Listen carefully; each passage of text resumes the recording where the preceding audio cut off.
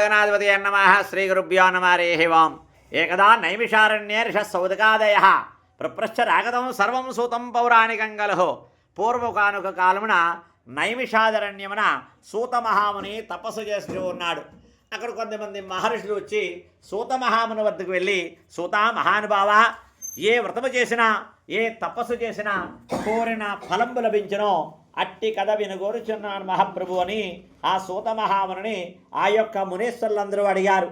అంత సూత మహాముని ఆ మునీశ్వరులను చూచి, ఓ మునిశ్రేష్ఠులారా, పూర్వం ఇదే విధముగా శ్రీమన్నారాయణమూర్తిని నారద మహాముని అడిగారు. అదంతా చెబుతాను, సవిస్తృమగా ఆలకించండి అని కూర్చుండబెట్టి 14 లోకములో తిరుగుతూ మార్గమధ్యమన భూలోకానికి వచ్చాడట నారద మహాముని. భూలోకంలోని మానవులు వారి వారి పూర్వ దుష్కర్మల చేత బాధపడుతూ ఉన్నారు. వారిని ఎలాగైనా తరింపజేయాలి అనే ఉద్దేశంతో శ్రీమన్నారాయణమూర్తి లోకమైన వైకుంఠానికి వెళ్ళాడట నారద మహాముని. అంత వైకుంఠంలో శ్రీమన్నారాయణమూర్తి 4 భుజములతోడను శంఖము, చక్రము, గద, పద్మము, వనమాలాదులు ధరించి లక్ష్మీ సమేతుడై దైదీప్యమానంగా ప్రకాశించుచూ ఉన్నాడు. అంత శ్రీమన్నారాయణమూర్తిని చూచి నారద మహాముని అనేక విధములుగా ప్రార్థన చేశారు. అంత శ్రీమన్నారాయణమూర్తి నారద మహాముని చూచి, నారద, నీవు వచ్చిన కారణమేమి అని అడిగినారు. అంత శ్రీమన్నారాయణమూర్తితో నారద మహాముని అంటున్నారు, ఓ భక్తరక్ష, భూలోకంలోని మానవులు వారి వారి పూర్వ దుష్కర్మల చేత బాధపడుతున్నారు.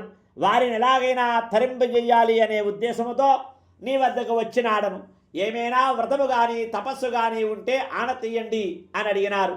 అంత శ్రీమన్నారాయణమూర్తి నారద మహామునితో అంటున్నారు, నారద, నీవడిగిన ప్రశ్న బాగున్నది.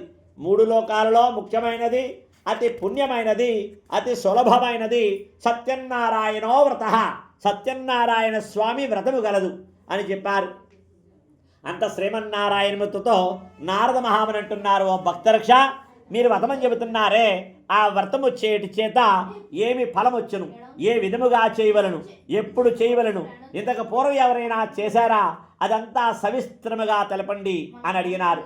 అంత శ్రీమన్నారాయణమూర్తి నారద మహామునితో అంటున్నారు, నారద, ఈ వ్రతము చేయుటి చేత దుఃఖ శోకాదులు నశించెను, ధన ధాన్య సంపత్తు కలుగును. ఈ వ్రతము స్త్రీలకు సౌభాగ్యము, సంతానము కూడా ఇచ్చును. మరియు ఏ కోరికతో ఈ వ్రతం చేస్తారో వారికి ఆ కోరిక నెరవేరును. ఈ వ్రతాన్ని దారిద్ర్యముతో బాధపడినప్పుడు కానీ, ఏదైనా ఆపద సంభవించినప్పుడు కానీ, యుద్ధము చేయవలసి వచ్చినప్పుడు కానీ ఈ వ్రతాన్ని చేయవచ్చును.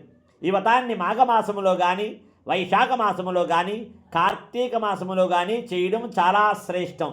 ఈ వ్రతాన్ని ప్రతి మాసమందు, ప్రతి సంవత్సరమందు, ఏకాదశి, పౌర్ణమి అనే నియమం లేకుండా ఎప్పుడైనా చేయవచ్చు.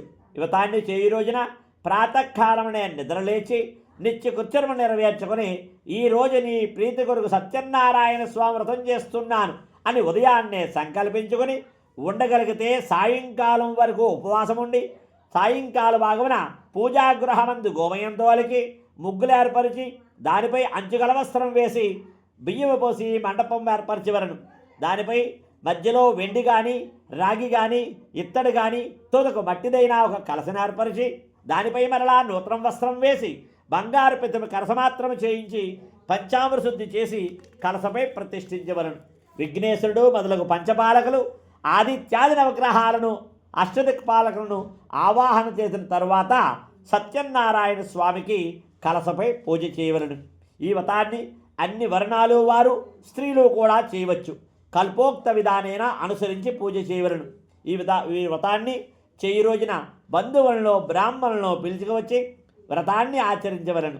అరటి పండ్లు, గోధుమ నూక, పాలు, పంచదార, ఆవు నెయ్యి, శ్రీగంధపు ద్రవ్యాలతో కూడిన ప్రసాదాన్ని నివేదన చేయవలను. గోధుమ నూక, పంచదార బదులుగా వరి నూక, బెల్లము కూడా ఉపయోగించవచ్చు.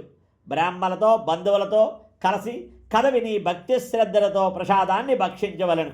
నారద, ఈ ప్రకారమే ఎవరైతే వ్రతాన్ని భక్తి శ్రద్ధలతో పూర్తి చేస్తారో అట్టి వారికి కోరిన కోరికలన్నీ పొంది అత్యుత్తమన మోక్షం పొందగలరని, ఇది కలియుగంలో ఇంతకంటే తేలికైన ఉపాయం లేదని వైకుంఠంలో శ్రీమన్నారాయణమూర్తి నారద మహాముని తెలపగా, నారద మహాముని సూత మహామునికి తెలపగా, సూత మహాముని సౌనికాదురి శిష్యులందరకు నైమిషారణ్యములో తెలుపుతున్నారాయన.